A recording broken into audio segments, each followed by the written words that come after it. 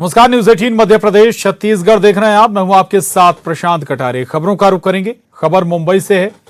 लता मंगेशकर की तबीयत बिगड़ गई है। लता मंगेशकर की सेहत को लेकर हेल्थ बुलेटिन जारी हुआ है और इस वक्त लता मंगेशकर वेंटिलेटर पर हैं। मुंबई के ब्रीच कैंडी अस्पताल में उनका इलाज चल रहा है। 27 दिनों से लता मंगेशकर अस्पताल में एडमिट हैं। कोरोना संक्रमित होने के बाद उन्हें अस्पताल में भर्ती किया गया था और मुंबई के ब्रीच कैंडी अस्पताल में हॉस्पिटल में उनका इलाज चल रहा है। आईसीयू में डॉक्टरों की निगरानी में है इस वक्त लता मंगेशकर। मनसे प्रमुख राज ठाकरे उन्हें देखने के लिए अस्पताल भी पहुंचे। आपको बता दें कि कोरोना संक्रमित होने के बाद उन्हें मुंबई के ब्रीच कैंडी अस्पताल में भर्ती कराया गया था, जहां 27 दिनों से लता मंगेशकर का इलाज चल रहा है। बीच में उनकी हालत सुधरी भी थी। कहा जा रहा था कि जल्द ही वो घर वापस आ जाएंगे, लेकिन एक बार फिर उनकी तबीयत बिगड़ी है। माननीय दीदी फिलहाल ब्रीच कैंडी हॉस्पिटल के आईसीयू में ही है।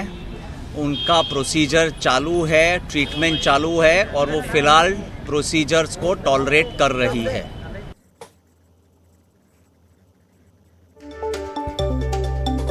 तो लता मंगेशकर के स्वास्थ्य को लेकर का हेल्थ बुलेटिन जारी हुआ है।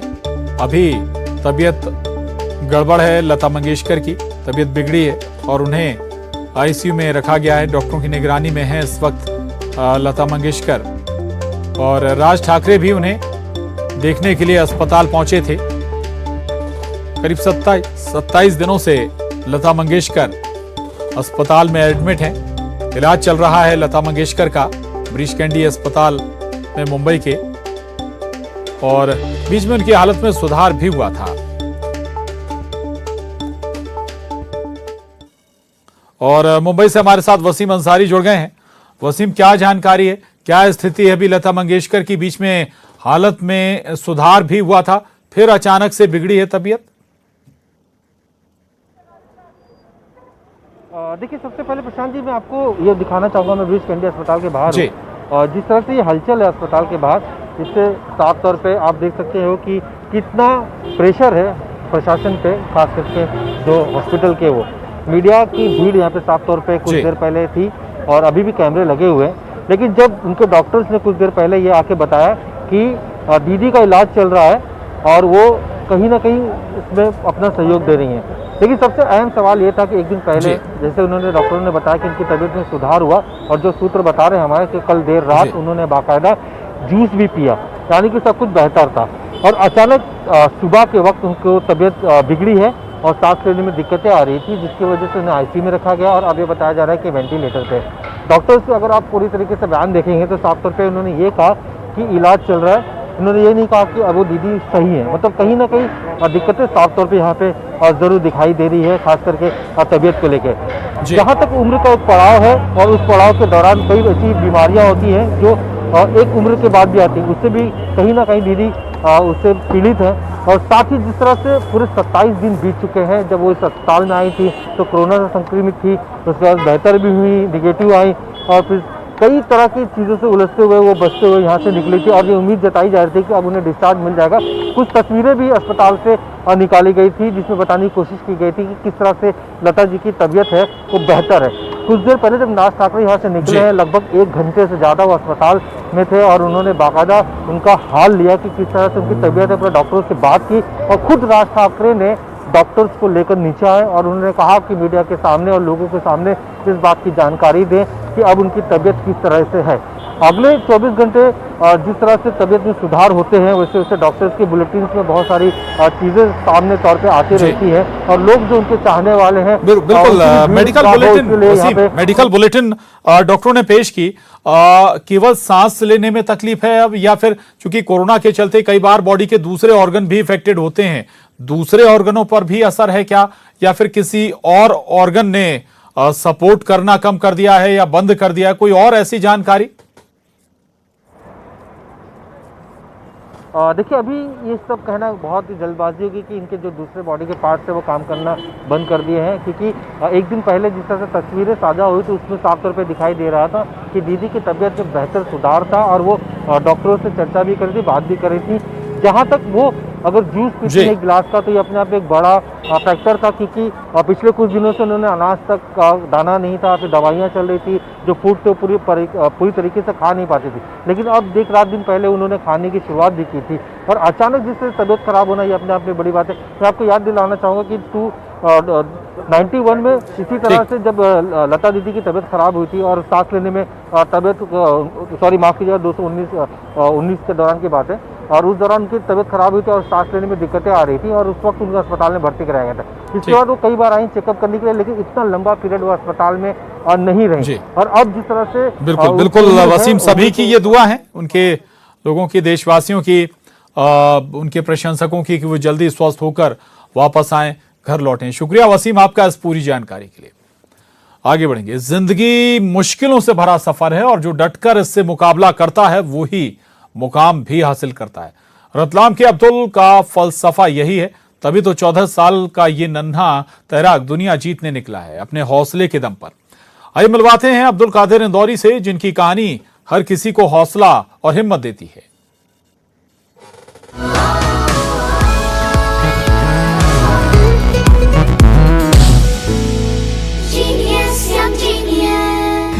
पापा ऐसे सिखाते नहीं थे कि तू निराश हो, मतलब मींस गॉड की चीज थी, गॉड ने ले ली, अपन क्या कर सकते, बस जो काम हाथ से कर रहे हो पैर से करो।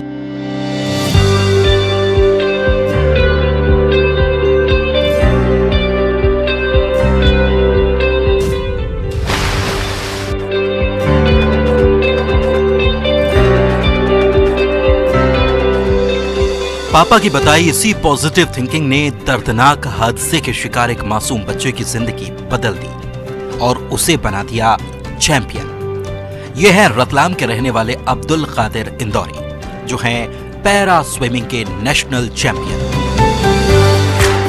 लेकिन इस मुकाम तक पहुंचने में जो मेहनत एक आम बच्चे को लगती है, उससे कहीं ज्यादा मेहनत, हौसला और जज्बा जरूरी था अब्दुल कादिर के लिए।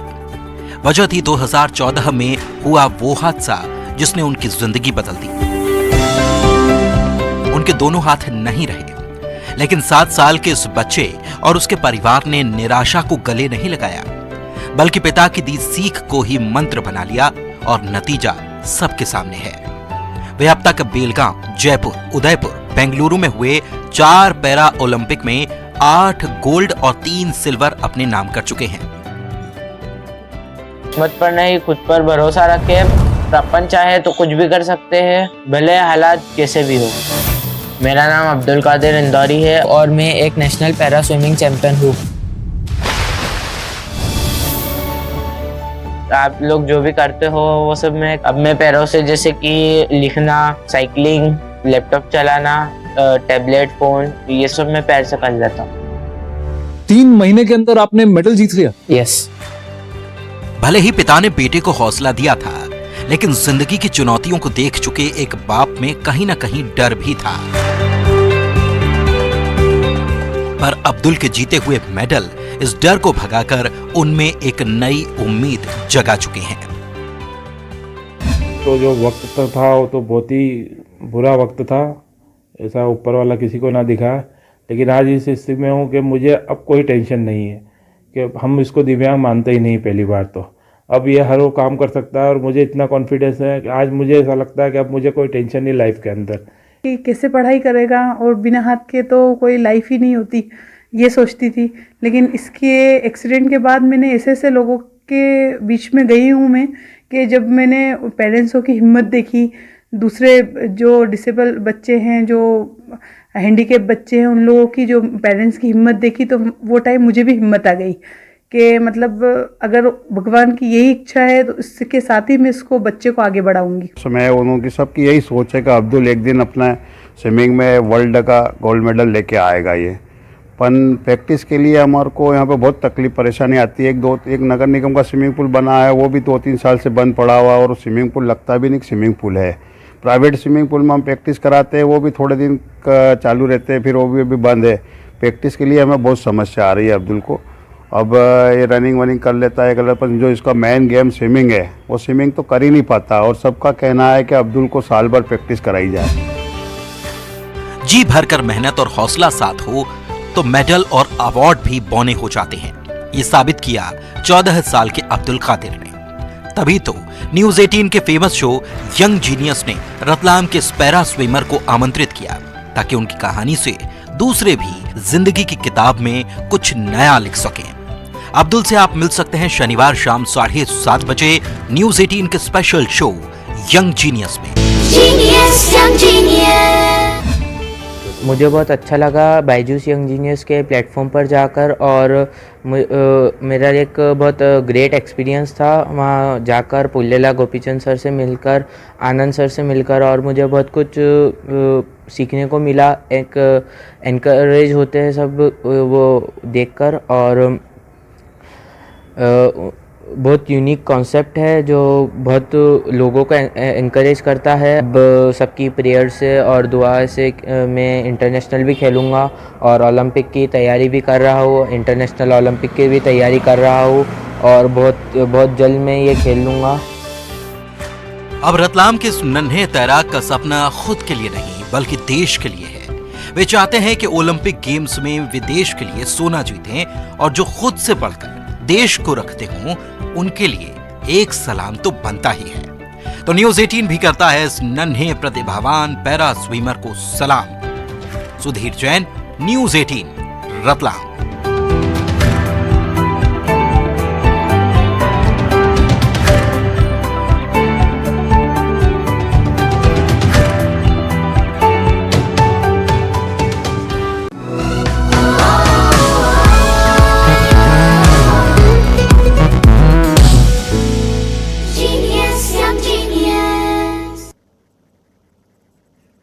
और यहां रुक रहे हैं एक छोटे से ब्रेक के लिए, फौरन लौटेंगे।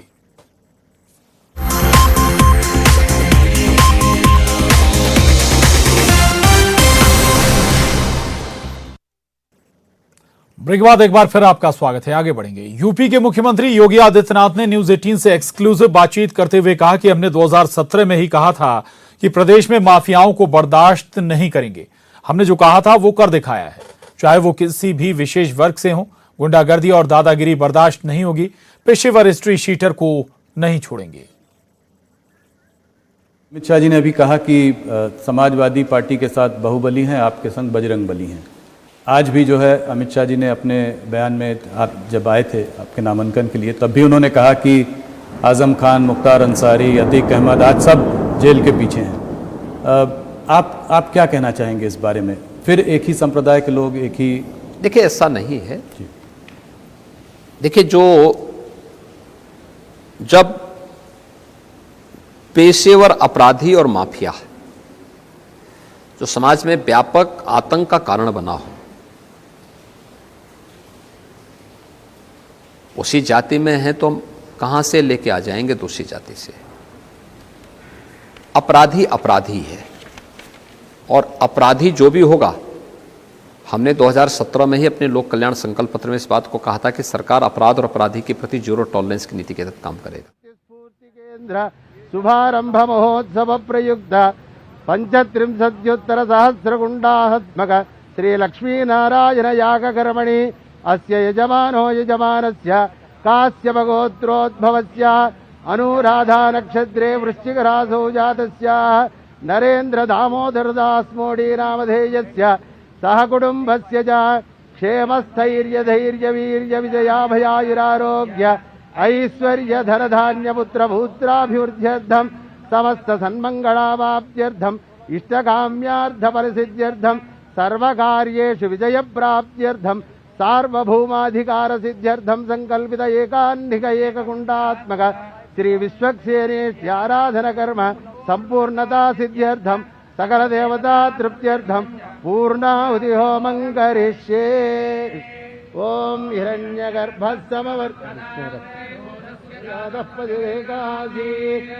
सदाधार पृथ्वीं यावदेव तस्मै देवाय हविषा विधेम।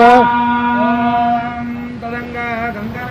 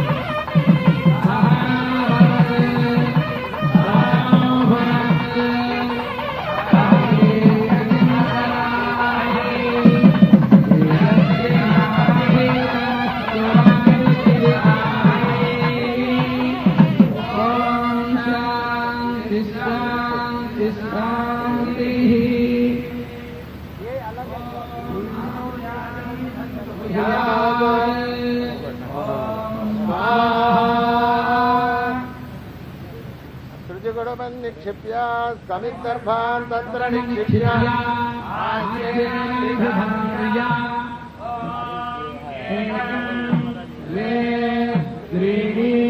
चत्वारि पञ्च षड् सप्त अष्टौ नव दश एकादश द्वादश